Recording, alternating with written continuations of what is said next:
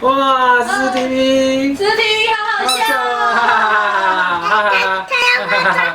好，先打啊！吃 TV，大家好，欢迎收看思思 TV。你是谁？是爸爸。爸爸，我们今天要看一下什么？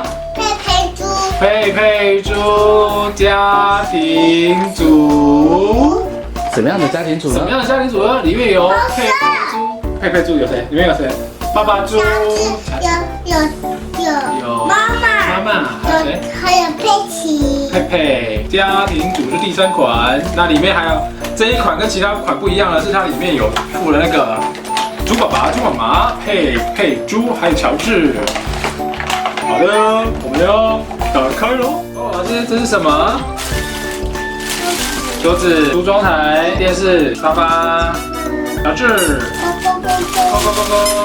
五斗柜、爸爸猪、佩、妈妈灯、沙发，这是台灯。这里面大致的内容就这样，我们来正式介绍喽。皮卡，我今天来送佩猪爸爸他们买的家具哦，通通搬下来。叮咚叮咚，妈妈，哦，是谁来了呢？我是皮卡丘来家具店，你们的家具送来了哦，哦。好的，谢谢你，麻烦你了，请搬进来客厅。好，咚咚，皮卡，这是什么呢？沙发。谢谢。哦，2个沙发。皮卡，谢谢。谢谢。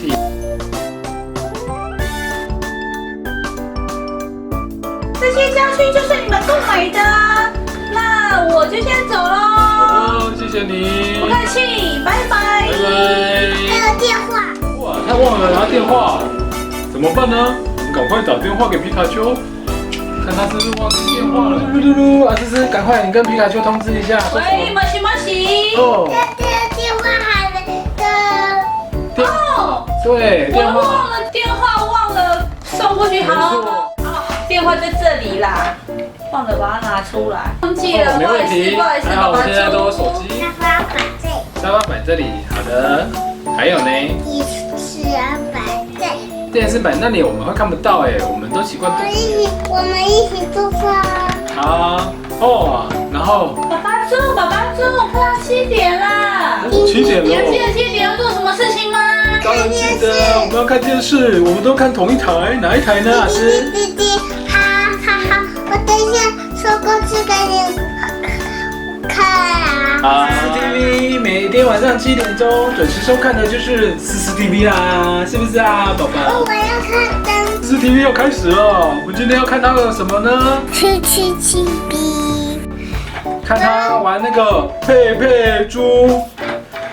飞车轨道组是哪一个呢？是机场赛车还是一般的赛车轨道组，对不对？然后哦，有佩，哇，有乔治哎，有我。思思 TV 好好笑。